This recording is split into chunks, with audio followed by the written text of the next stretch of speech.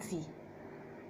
That's number one. Then bá a ṣe ń gba ìbálé ní ara obìnrin ó ní wípé tí a gbọ́dọ̀ mọ̀ wípé ọjọ́ yẹn obìnrin ni ó ní ọjọ́ yẹn, obìnrin yẹn ló ní ọjọ́ yẹn. That day belongs to that woman. That is after we might have married her and she has rest her mind that she wants to ó fẹ́ release hymen rẹ̀ tí ṣe ìbálé rẹ̀. Bẹ́ẹ̀ ni nǹkan tá a study ni wípé wọ́n jẹ́ kó yé wa wípé hymen gan ó wà perforated, torí tí ò bá níwò ni kò sí bóbìnrin ṣe fẹ́ ṣe nǹkan oṣù.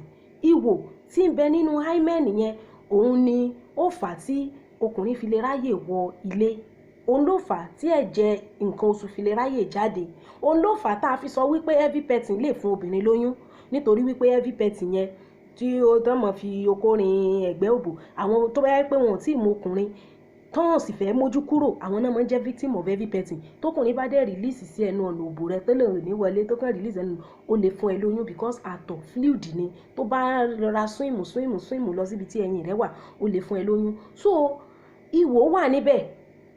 Ìmíì ní ìwò bíi méjì tó jẹ́ septate, ìmíì ní ìwò ẹyọ kan, ìmíì ìwò ẹ̀ tiny tó yẹ pé operation gbà míì náà fi máa ń ṣe tí yẹn á fi open. Ṣóyé wa, so bẹ́ẹ̀ normal ìbálé tó yẹ pé wọn ò tí ì mú kúrò níbẹ̀. A rí wípé a ti sọ pé nígbà míì obìnrin míì lè má ní ìbálé ṣùgbọ́n tí ò mọ ọkùnrin, tí ò tí ì mọ ọkùnrin, bóyá due to àwọn logistic àwọn medical cases kan, ó lè mú kí ìbálé kúrò lára obìnrin ṣùgbọ́n obìnrin yìí ò tí ì mọ ọkùnrin. So obìnrin tó bá tí ì mọ ọkùnrin, tókùnrin ò tí ì wọnú ara rẹ̀ rí, òun là ń pè ní virgin. So bọ́n ṣe ń gba ìbálé lára rẹ̀ ó ní wípé obìnrin yẹn gbọ́dọ̀ fi ọkàn balẹ̀. A rí wípé ilé ìjọsìn ló yẹ kán ti máa sọ àwọn nǹkan yìí, torí a máa ń wàásù pé kí oníkálukú dúró para rẹ̀ mọ́. Tá a bá sì mọ̀ wípé ìwàásù tá à ń ṣe ọmọ tá à ń wàásù sí àbí ara wa tá à ń wàásù sí, à ń mú àwọn ẹ̀kọ́ yẹn lò, kí lédè tá a sọ àwọn èèyàn pọ̀ tán tá a wá fi wọ́n lẹ̀ kí wọ́n máa lọ bẹ́ẹ̀. A ní láti ṣàlàyé fún wọn, nítorí wípé nígbà tí wọ́n bá fẹ́ gba ìbálé lára obìnrin, nígbà míì pain àkọ́kọ́ tóbìnrin bá feel yẹn ó lè mú kórìíra ìbálòpọ̀, ó lè mú kí ọkùnrin yẹn náà kó náà ní phobia àbí fear of unknown. Pàápàá jùlọ àwọn tí wọ́n bá nífẹ̀ẹ́ ara wọn, wọn ò nífẹ̀ẹ́ ìnira fúnra wọn. So tó bá ti rí wípé obìnrin yẹn ó ti ń go through pain báyìí, ó lè fi kalẹ̀, wọ́n sì lè mọ̀ tí ẹ fẹ́ ṣèbálòpọ̀ yẹn mọ́. So obìnrin yẹn ó gbọ́dọ̀ mọ̀ wípé ọjọ́ yẹn wà fún òun. Tìtorí ẹ̀ la ṣe ń sọ wípé kí obìnrin ní ọkọ náà. Tó bá ti lọ́kọ, ọkàn rí ó balẹ̀, ò ní mọ̀ ronú pé bóyá kò ní fi ọ, bóyá yóò sá lọ fún ọ, bóyá yóò fún ọ lóyún yóò sá lọ. Kò ní sí gbogbo yẹn, ọkàn rí ó lè relax torí ó ti wà pẹ̀lú ọkọ rẹ ni, kì í ṣe ẹlòmíì. So ẹ má jẹ́ ká gbàgbé pé ìbálé tí a target yẹn ó ní ìwò náà fúnra rẹ̀, ìwò wà níbẹ̀. Ó kàn jẹ́ wípé ìwò yẹn ó ní a kind of coverage lẹ́gbẹ̀ẹ́gbẹ́.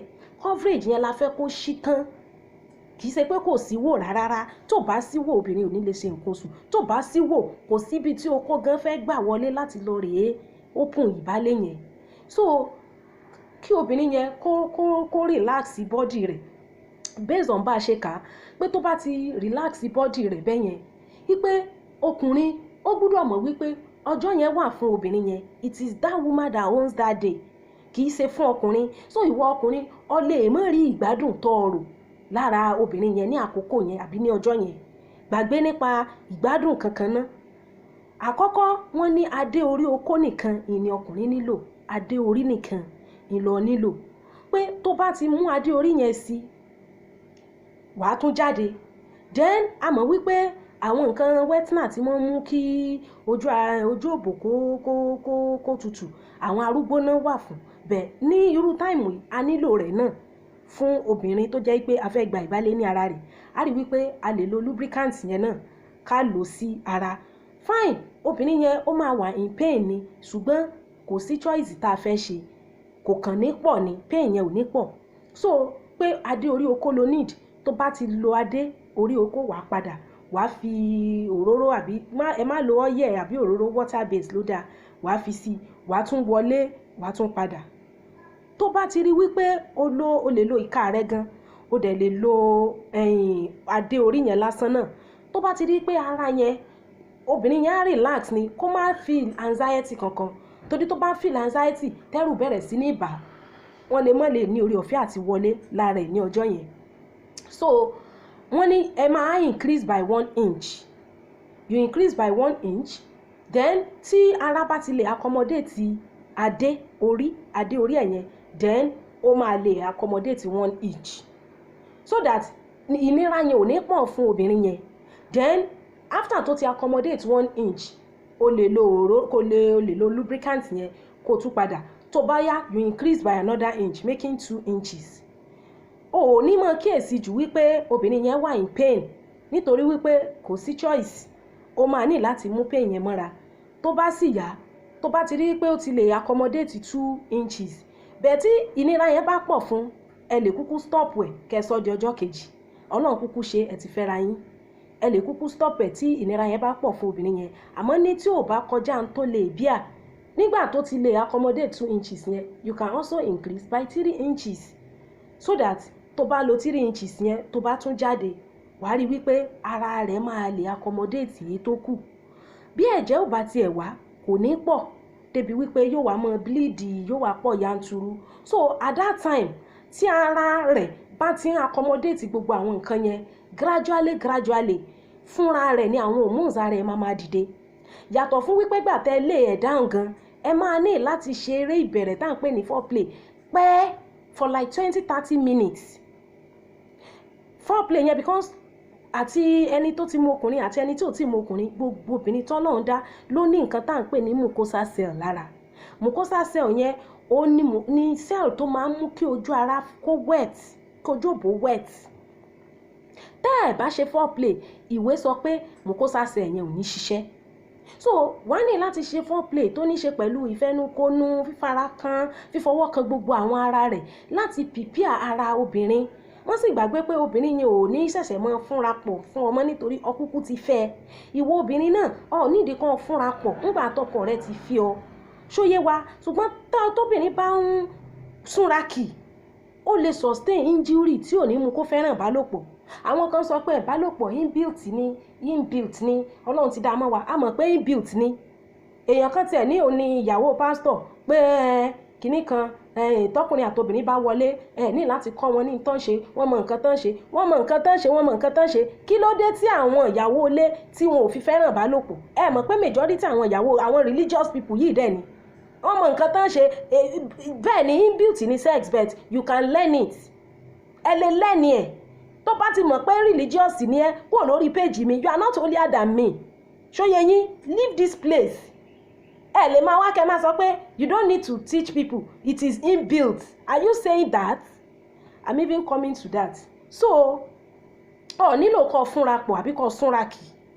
Tí foreplay bá wà tó pọ̀ tó pẹ́ fún bíi 20-30 minutes, mo ti sọ fún ọkùnrin ọjọ́ yẹn ò sí fún ìwọ ọkùnrin, obìnrin ló ní ọjọ́ yẹn.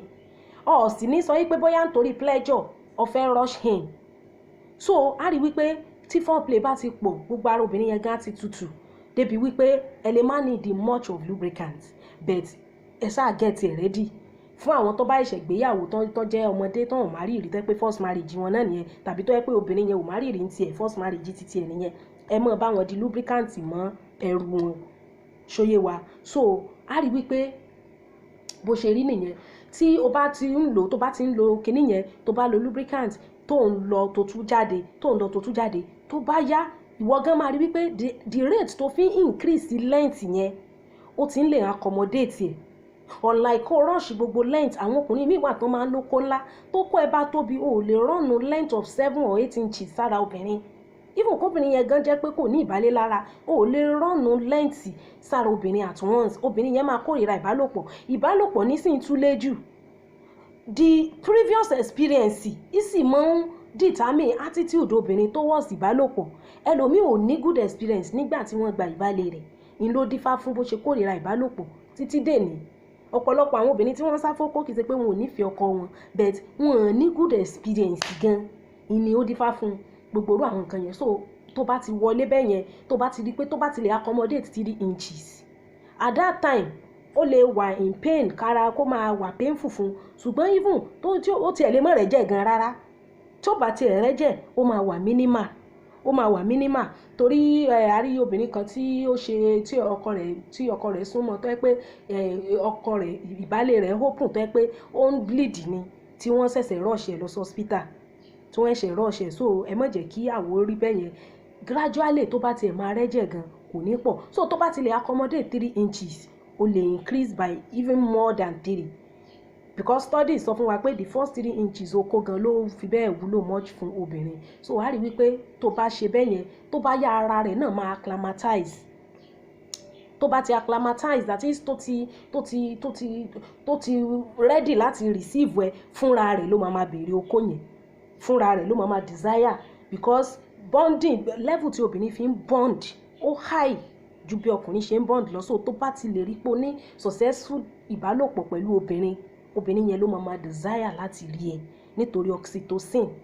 But tó bá jẹ́ wípé pain ni, irú obìnrin yẹn á kórìíra dídó, á kórìíra ìbálòpọ̀ títí ó tiẹ̀ lè mọ́. In fact ẹlòmíì ìbálòpọ̀ yẹn ni wọ́n fi fẹ́ ọkọ rẹ̀ tó tún wá lọ rèé fẹ́ ọkọ míì tó ṣe wípé bad attitude tó ní tó wọ́n sì ìbálòpọ̀ náà ló tún gbé lọ fọ́kọ míì yẹn, kò tó ráyè dúró pẹ̀lú ọkọ míì yẹn because kò kan lè láìkí ẹ̀. So kò sí bí obìnrin tẹ́ ṣe máa rough handle ẹ̀ tí yóò láìkí dídó. So ẹ̀yin ọkùnrin ẹ máa wà gentle. Lẹ́yìn ọjọ́ yẹn sì rèé ọjọ́ tẹ́ bá mi ní pé ọjọ́ kan náà lẹ máa ráyè wọlé o, gbà mí ò lè tójọ́ méjì jọ́ mẹ́ta. Àìmọye àwọn èèyàn míì tó yẹ pé 2-3 days náà tó ráyè ṣe full penetration, but at the end of it you the man will now start having your pleasure because ẹ mọ̀ pé a sọ pé ọjọ́ tó fẹ́ gba ìbálẹ̀ yẹn ọjọ́ yẹn ò sí fún ẹ. So o gbọ́dọ̀ wà selfish. Tó bá dẹ̀ sọ pé òun ní pain bóyá kẹ́ ò fi kalẹ̀ ẹ lọ ṣe nǹkan míì, bóyá honeymoon lẹ́wà, you can play game, you can discuss, you talk, maybe later tara ẹ̀ bá relax. Obìnrin yẹn náà máa ní pain bẹ̀ kò ní choice, she has to endure it so that everything will be able to work well. Then gbogbo ẹ̀yin ẹlẹ́sìn àtẹ̀yin ìyàwó ẹlẹ́sìn ẹ kúrò lórí péèjì mi, ẹ má jẹ́ ń sọ̀rọ̀ sí yín o, ẹ kúrò ń bí o.